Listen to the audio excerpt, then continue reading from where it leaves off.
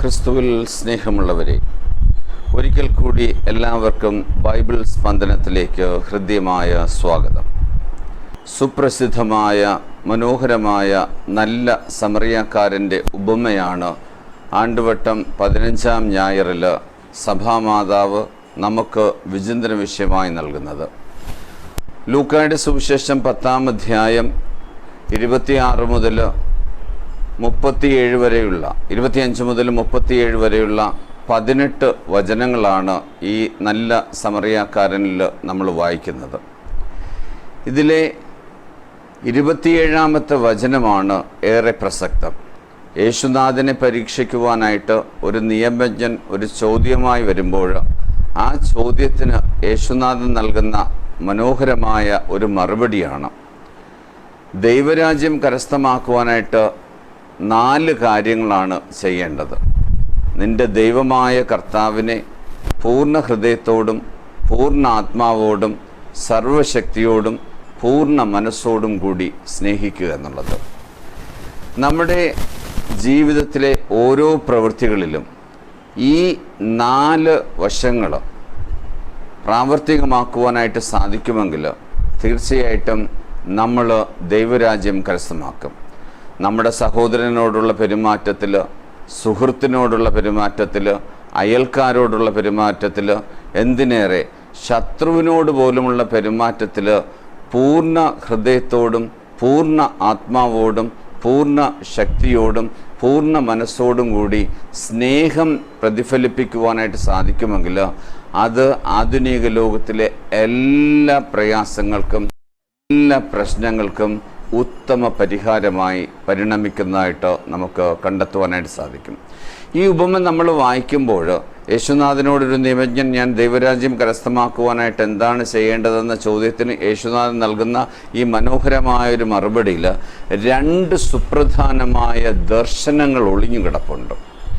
മനുഷ്യനൊരു കാര്യം കാണുന്നത് എപ്രകാരമാണെന്നും ദൈവം കാണുന്നത് എപ്രകാരമാണെന്നും വളരെ മനോഹരമായിട്ട് വ്യക്തമാകുന്ന 2 സുപ്രധാനമായ ദർശനങ്ങൾ വിശുദ്ധ ലൂക്കാ സുവിശേഷകൻ ഈ മനോഹരമായ നല്ല സമറിയാക്കാരൻ്റെ ഉപമയിൽ ഒളിപ്പിച്ചു വച്ചിട്ടുണ്ട്.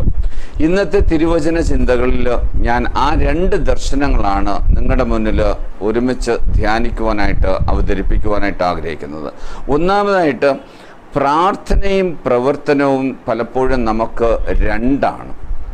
ഏതൊരു മനുഷ്യൻ്റെയും ജീവിതത്തിൽ നമ്മളെടുത്ത് നോക്കിയാൽ എല്ലാവരും പ്രാർത്ഥിക്കുന്നവരാണ്. പക്ഷെ പലപ്പോഴും പ്രാർത്ഥന മനുഷ്യൻ്റെ പ്രവർത്തനങ്ങളിൽ പ്രതിഫലിക്കുന്നതായിട്ട് നമുക്ക് കാണാൻ സാധിക്കാറില്ല.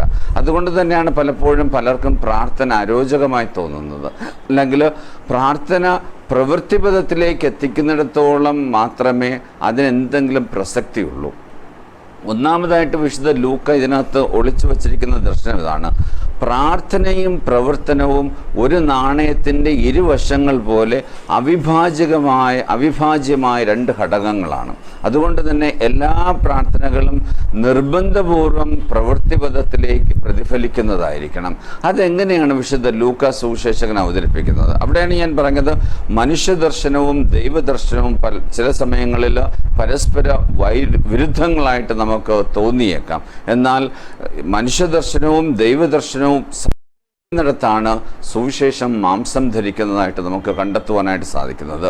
അതെങ്ങനെയാണ് നമ്മൾ കാണുന്നത്? ഒന്നാമതായിട്ട്, നമ്മൾ ഈ നല്ല സമറിയാക്കാരൻ്റെ ഉപമയിൽ ഒരു മനുഷ്യൻ ആക്രമിക്കപ്പെട്ട് ഒരു വഴിയരികിൽ കിടക്കുന്നു. ആ വഴിയരികിൽ കിടക്കുന്ന ആ സ്ഥലത്തുകൂടിയാണ് ഒരു പുരോഹിതൻ ദൈവത്തിന് ബലിയർപ്പിക്കുവാനായിട്ട് പ്രാർത്ഥിക്കുവാനായിട്ട് കടന്നു വരുന്നത്. അങ്ങനെ പ്രാർത്ഥിക്കുവാനായിട്ട് അല്ലെങ്കിൽ ബലിയർപ്പിക്കുവാനായിട്ട് കടന്നു വരുന്ന ആ പുരോഹിതൻ യഥാർത്ഥത്തിൽ ആ വഴിയരികിൽ അടികൊണ്ട് അവശനായിട്ട് തളർന്നു കിടക്കുന്ന ആ മനുഷ്യനെ കാണുന്നുണ്ട്. പക്ഷേ പുരോഹിതൻ്റെ ചിന്ത എന്താണ്? ആരാധനയാണ് ആദ്യം, അത് കഴിഞ്ഞാണ് ബാക്കിയെല്ലാം. പക്ഷേ നമ്മളിവിടെ കാണുന്നത് ആ പുരോഹിതൻ ആരാധനയാണ് ആദ്യമെന്ന് പറയുമ്പോൾ ദൈവരാജ്യം സ്വന്തമാക്കാൻ സഹായിക്കുന്ന പൂർണ്ണ ഹൃദയത്തോടും പൂർണ്ണ ആത്മാവോടും സർവശക്തിയോടും പൂർണ്ണ മനസ്സോടും കൂടിയുള്ള ഒരു സ്നേഹത്തിൻ്റെ ഘടകം നമുക്കവിടെ കണ്ടെത്തുവാനായിട്ട് സാധിക്കുന്നില്ല. പൂർണ്ണ ആത്മാവോടും പൂർണ്ണ ശക്തിയോടും പൂർണ്ണ മനസ്സോടും കൂടി ഈ സ്നേഹം പ്രതിഫലിപ്പിക്കുവാനായിട്ട് സാധിക്കുമായിരുന്നുവെങ്കിൽ ആദ്യം ചെയ്യേണ്ടിയിരുന്നത് ആ വീണ് കിടക്കുന്ന മനുഷ്യനെ എടുക്കുകയും അയാളെ ശുശ്രൂഷിക്കുകയും ചെയ്യുക എന്നുള്ളതാണ്. പക്ഷേ പുരോഹിതൻ്റെ ചിന്ത എന്നുള്ളത് ദൈവാരാധന സമർപ്പിക്കുവാനായിട്ട് സമയമായി, അതുകൊണ്ട് മറ്റൊന്നും അദ്ദേഹത്തിനെ അശുദ്ധമാക്കുവാനായിട്ട് അദ്ദേഹം സമ്മതിക്കത്തില്ല. കാരണം ഈ മുറിവേറ്റ് കിടക്കുന്നവനെ തൊട്ട് കഴിഞ്ഞാൽ പിന്നെ അശുദ്ധമാകും. യഹൂദ നിയമം അനുസരിച്ച് പിന്നെ 7 ദിവസം മാറി നിൽക്കേണ്ടി വരും. അതുകൊണ്ട് തന്നെ അദ്ദേഹത്തിന് അത്തരം മിനക്കേടുകളിലൊന്നും ഇറങ്ങി ചെല്ലുവാനായിട്ട് താല്പര്യമില്ല. അപ്പോൾ അദ്ദേഹത്തിൻ്റെ ദർശനം എന്നുള്ളത് ആദ്യം ആരാധനയാണ്. ആ ആരാധനയ്ക്ക് തടസ്സം സൃഷ്ടിക്കുന്ന ഒന്നിനും ഇടപെടുവാനായിട്ട് തയ്യാറല്ല. അതുകൊണ്ട് സംഭവിക്കുന്ന എന്താണ്? അദ്ദേഹത്തിൻ്റെ പ്രാർത്ഥന പ്രവൃത്തിപഥത്തിൽ പ്രതിഫലിപ്പിക്കുവാനായിട്ട് പരാജയപ്പെടുകയാണ്. ഇനി നമ്മൾ ലേവായൻ്റെ കാര്യം എടുത്തു നോക്കിയാൽ അദ്ദേഹവും ഈ കടന്നു വരുമ്പോൾ ഈ അടി കൊണ്ട് അവശനായിട്ട് അവിടെ വഴിയരികിൽ കിടക്കുന്ന മനുഷ്യനെ കാണുന്നുണ്ട്. പക്ഷേ അദ്ദേഹത്തിൻ്റെ ചിന്ത എന്നുള്ളത് ആദ്യം സുരക്ഷിതത്വമാണ്. ഒരുപക്ഷെ ഇയാൾ വെറുതെ കിടക്കുന്നതാണെങ്കിലോ അല്ലെങ്കിൽ ഇയാൾ കിടക്കുന്നതിൻ്റെ തൊട്ടപ്പുറത്ത് ഈ മറ്റാരെങ്കിലും ഒളിഞ്ഞിരുന്ന് തന്നെ പതിയിരുന്ന് ആക്രമിക്കുവാനായിട്ട് ശ്രമിക്കുന്നുണ്ടെങ്കിലോ അങ്ങനത്തെ ചിന്തകൾ കടന്നു വരുമ്പോഴാണ് ലേവ്യൻ ആദ്യം അയാളുടെ സുരക്ഷ നോക്കുന്നത്. ഈ ലേവ്യൻ്റെ കാര്യത്തിലും സംഭവിക്കുന്ന എന്താണ്?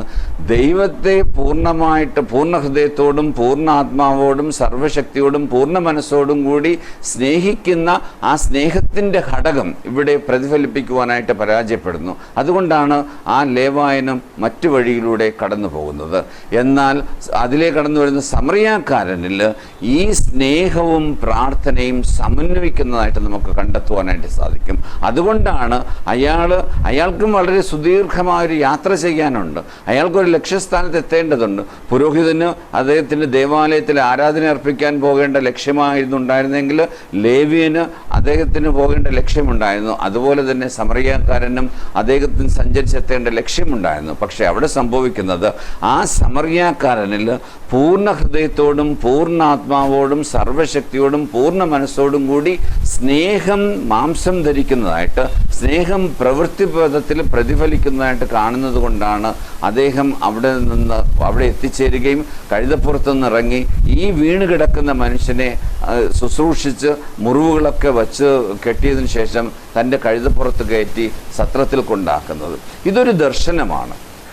എത്ര മനോഹരമായ പ്രാർത്ഥനയായാലും, എത്ര മനോഹരമായ ലക്ഷ്യമായാലും, എത്ര മനോഹരമായ സഞ്ചാരമായാലും ആവശ്യക്കാരൻ്റെ മുന്നിൽ പൂർണ്ണ ഹൃദയത്തോടും പൂർണ്ണാത്മാവോടും സർവശക്തിയോടും പൂർണ്ണ മനസ്സോടും കൂടി ആ ആവശ്യങ്ങളൊക്കെ മാറ്റിവെച്ചുകൊണ്ട് സഹായിക്കാൻ സാധിക്കുന്നില്ലെങ്കിൽ അവിടെ സഹോദര സ്നേഹം അപ്രത്യക്ഷമാകുന്നതായിട്ട് നമുക്ക് കണ്ടെത്തുവാനായിട്ട് സാധിക്കും. അല്ലെങ്കിൽ അവിടെ സഹോദര സ്നേഹം എന്നുള്ളത് വെറും സാങ്കല്പികമായ ഒരു ചിന്ത മാത്രമായിരിക്കും. എന്നാൽ യേശുനാഥൻ ഈ നല്ല സമറിയാക്കാരൻ്റെ ഉപമയിലൂടെ നമ്മോട് വ്യക്തമാക്കും. പ്രത്യേകിച്ച് 37-ാമത്തെ വാക്യത്തിനകത്ത് നമ്മൾ കാണുന്നത് അവനോട് കരുണ കാണിച്ചവനാണ് ദൈവരാജ്യത്തിൽ പ്രവേശിക്കുവാൻ യോഗ്യനെന്ന് പറയുമ്പോൾ യേശുനാഥൻ ഈ വചനങ്ങൾ അവസാനിപ്പിക്കുന്നത് നീയും പോയി അതുപോലെ ചെയ്യുക എന്ന് പറഞ്ഞുകൊണ്ടാണ്. ലൂക്കായുടെ സുവിശേഷം 10-ാം അധ്യായം 37-ാമത്തെ വാക്യം അവസാനിക്കുന്നത് അങ്ങനെയാണ്, നീയും പോയി അതുപോലെ ചെയ്യുക എന്നുള്ളത്. പ്രിയമുള്ളവരെ, ഇതാണ് ഈ ലൂക്കാ സുവിശേഷകൻ ഈ ഉപമയിൽ ഒളിപ്പിച്ചു വച്ചിരിക്കുന്ന ഒന്നാമത്തെ ദർശനം എന്നുള്ളത്. മനുഷ്യ ദർശനം എന്നുള്ളത് ആദ്യം പ്രാർത്ഥന, അല്ലെങ്കിൽ ആദ്യം എൻ്റെ ലക്ഷ്യത്തിൽ എത്തിച്ചേരുക, അതല്ലെങ്കിൽ സമറിയാക്കാരനെ പോലെ ഈ പ്രാർത്ഥനയും പ്രവർത്തനവും ഒരുമിച്ച് എത്തിച്ചേരുന്ന, ഒരുമിച്ച് പ്രവൃത്തിപഥത്തിലേക്ക് എത്തിച്ചേരുന്ന ഒരു അവസ്ഥ സംജാതമാക്കുവാനായിട്ട് സാധിക്കും. ഇതിന് അനുകൂലമായിട്ടാണ് യേശുനാഥൻ തൻ്റെ ദർശനം അവതരിപ്പിക്കുന്നത്. യേശുനാഥൻ എന്താണ് പറയുന്നത്? എന്ത് ത്യാഗവും പ്രയാസവും നേരിടേണ്ടി വന്നാലും ആവശ്യക്കാരൻ്റെ മുന്നിൽ സ്നേഹം മാംസം ധരിക്കണം. യേശുനാഥൻ്റെ ഏത് പ്രവൃത്തികൾ എടുത്തു നോക്കിയാലും, യേശുനാഥൻ്റെ ഏത് അത്ഭുതങ്ങൾ എടുത്തു നോക്കിയാലും, യേശുനാഥൻ്റെ ഏത് പ്രഭാഷണങ്ങൾ എടുത്തു നോക്കിയാലും ആവശ്യക്കാരൻ്റെ മുന്നിൽ എല്ലാം മാറ്റിവെച്ചുകൊണ്ട് ആവശ്യക്കാരനെ സഹായിക്കുവാനായിട്ട് ഇറങ്ങി വരുന്ന യേശുനാഥൻ്റെ ഒരു മനോഭാവം, ഒരു ദർശനം നമുക്കിതിനകത്ത് കണ്ടെത്തുവാനായിട്ട് സാധിക്കും. അത് യേശുനാഥൻ ജൈറോസിൻ്റെ കാര്യത്തിലാകട്ടെ, അതല്ലെങ്കിൽ രക്തസ്രാവക്കാരിയെ സുഖപ്പെടുത്തുന്നതിലാകട്ടെ, അതല്ലെങ്കിൽ കടലിൻ്റെ കരയിൽ നിൽക്കുമ്പോഴാകട്ടെ, കടലിൻ്റെ മുകളിലൂടെ നടക്കുമ്പോഴാകട്ടെ, കാറ്റിനെയും കടലിനെയും ശാന്തം എവിടെയൊക്കെയാണോ മനുഷ്യന് ആവശ്യമുള്ളത് അവിടെയൊക്കെ യേശുനാഥൻ എല്ലാം മാറ്റിവെച്ചുകൊണ്ട് ഇറങ്ങി വരുന്നതായിട്ട് നമുക്ക് കണ്ടെത്തുവാൻ സാധിക്കും. കാരണം യേശുനാഥനിൽ പൂർണ്ണ ഹൃദയത്തോടും പൂർണ്ണാത്മാവോടും സർവശക്തിയോടും പൂർണ്ണ മനസ്സോടും കൂടി സ്നേഹം ജ്വലിച്ചു നിൽക്കുന്നത് നമുക്ക് കണ്ടെത്തുവാനായിട്ട് സാധിക്കും. അതാണ് യേശുനാഥൻ നൽകുന്ന ഒന്നാമത്തെ ദർശനം. ആവശ്യക്കാരൻ്റെ മുന്നിൽ എല്ലാം മാറ്റിവെച്ചുകൊണ്ട് എന്ത് ത്യാഗവും എന്ത് പ്രയാസവും നേരിടേണ്ടി വന്നാലും അവിടെ നമ്മൾ ഈ സ്നേഹം മാംസം ധരിക്കുന്നതായിട്ട്, സ്നേഹം പ്രവൃത്തിപഥത്തിലേക്ക് എത്തിക്കുന്നതായിട്ട് നമുക്ക് കണ്ടെത്തുവാനായിട്ട് സാധിക്കണം. രണ്ടാമതായിട്ട് യേശുനാഥൻ നൽകുന്ന ഒരു മനോഹരമായ ദർശനം ഇതാണ്. ഏത് രാജ്യക്കാരനായാലും ഏത് ഭാഷക്കാരനായാലും അർഹതയുള്ളവൻ നമ്മുടെ അയൽക്കാരനാണ്. ആരാണ് എൻ്റെ അയൽക്കാരൻ എന്ന് ചോദിക്കുന്ന ആ ചോദ്യത്തിനകത്ത് യേശുനാഥൻ നൽകുന്ന വളരെ ലളിതവും മനോഹരവും ആധികാരികമായ മറുപടി ഇതാണ്. ആരാണ് അയൽക്കാരൻ എന്ന് പലപ്പോഴും നമ്മൾ ചിന്തിക്കാറുണ്ട്. ഈ എൻ്റെ വീടിൻ്റെ തൊട്ടടുത്ത് താമസിക്കുന്നവനാണോ അയൽക്കാരൻ, അല്ലെങ്കിൽ കുറച്ച് ദൂരെയുള്ളവനാണോ അയൽക്കാരൻ, അല്ലെങ്കിൽ ആവശ്യക്കാരനാണോ അയൽക്കാരൻ എന്ന് ചിന്തിക്കുന്നിടത്ത് യേശുനാഥൻ നൽകുന്ന മനോഹരമായൊരു ദർശനമാണ്. ഏത് ഭാഷക്കാരനാകട്ടെ, ഏത് രാജ്യക്കാരനാകട്ടെ, ഏത് പ്രദേശക്കാരനാകട്ടെ, ഏത് ജില്ലയിലുള്ളവനാകട്ടെ, ആവശ്യക്കാരൻ എപ്പോഴും നമ്മുടെ അയൽക്കാരനാണ്. ആ ആവശ്യക്കാരൻ്റെ മുന്നിൽ പൂർണ്ണ ഹൃദയത്തോടും പൂർണ്ണാത്മാവോടും സർവശക്തിയോടും പൂർണ്ണ മനസ്സോടും കൂടി സ്നേഹം പ്രതിഫലിപ്പിക്കുവാനായിട്ട് സാധിച്ചാൽ, നമ്മുടെ സംഭാഷണത്തിൽ, നമ്മുടെ പ്രവൃത്തികളിൽ, നമ്മുടെ ദാനധർമ്മത്തിൽ, നമ്മുടെ എല്ലാ ക്രയവിക്രയങ്ങളിലും പൂർണ്ണ മനസ്സോടും പൂർണ്ണ ശക്തിയോടും പൂർണ്ണാത്മാവോടും കൂടി സ്നേഹം പ്രതിഫലിപ്പിക്കുവാനായിട്ട് സാധിച്ചാൽ അവിടെ യേശു ദർശനം മനുഷ്യദർശനവുമായി ഒന്നായി ചേരുന്നതായിട്ട് നമുക്ക് കണ്ടെത്തുവാനായിട്ട് സാധിക്കും. മൂന്നാമതായിട്ട് യേശുനാഥൻ നൽകുന്ന മനോഹരമായ ഈ ഉപമയിൽ നിന്ന് നൽകുന്ന മറ്റൊരു ദർശനം ഇതാണ്. ആവശ്യക്കാരനോടുള്ള മനോഭാവം എപ്പോഴും പ്രായോഗികമായിരിക്കണം. ആവശ്യക്കാരനോടുള്ള മനോഭാവം ഈ സാങ്കല്പികമോ അതല്ലെങ്കിൽ ചിന്തകളിൽ മാത്രം ഒതുങ്ങുന്നതാകരുത്. ആവശ്യക്കാരനോടുള്ള മനോഭാവം എപ്പോഴും പ്രായോഗിക തലത്തിലേക്ക് എത്തുമ്പോഴാണ് സമറിയാക്കാരൻ്റെ ആ നല്ല സമറിയാക്കാരൻ്റെ ഉപമ യാഥാർത്ഥ്യമാകുന്നത്. അവിടെ നല്ല സമറിയാക്കാരൻ ചെയ്യുന്നത് എന്താണ്? അവൻ താഴെ നിന്നിറങ്ങി, അവൻ സംസാരിക്കുന്നില്ല, അല്ലെങ്കിൽ മറിച്ചു കടന്നു പോകുന്നില്ല. അവൻ താഴെ നിന്നിറങ്ങി ഇവനെ ശുശ്രൂഷിക്കുകയും പ്രായോഗികമായി അവനെ ശുശ്രൂഷിക്കുകയും അവൻ്റെ മുറിവുകൾ വെച്ച് കെട്ടുകയും അവനെ തൻ്റെ കഴുതപ്പുറത്ത് കയറ്റി സത്രത്തിൽ കൊണ്ടുപോയി ആക്കുകയും എന്നിട്ട് അവിടെ പറയുകയും ചെയ്യുന്നുണ്ട്, ഇവൻ്റെ കാര്യം നോക്കിക്കൊള്ളണം, എന്തെങ്കിലും കൂടുതലായാൽ അടുത്ത ദിവസം വരുമ്പോൾ അതൊക്കെ വീട്ടിൽ തീർക്കാമെന്നൊക്കെ പറഞ്ഞുകൊണ്ടാണ് സമറിയക്കാരൻ പോകുന്നത്.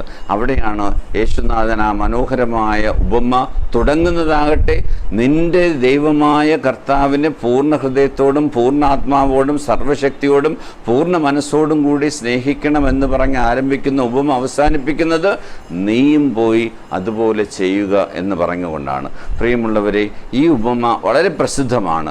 അത് മതാത്മക ലോകത്തിലും മതേതര ലോകത്തിലും ഏറെ ചിന്തിപ്പിക്കുന്ന, ഏറെ ആകർഷിപ്പിക്കുന്ന മനോഹരമായ ഉപമ നമ്മൾ ധ്യാനിക്കുമ്പോൾ നമ്മുടെ അനുദിന ജീവിത പ്രവൃത്തികളിലും ക്രയവിക്രയങ്ങളിലും പൂർണ്ണ ഹൃദയത്തോടും പൂർണ്ണാത്മാവോടും സർവശക്തിയോടും പൂർണ്ണ മനസ്സോടും കൂടി സ്നേഹം പ്രതിഫലിപ്പിക്കുവാനായിട്ട് നമുക്കും പരിശ്രമിക്കാം. അതിനുള്ള അനുഗ്രഹം ദൈവം നമുക്കെല്ലാവർക്കും നൽകട്ടെ.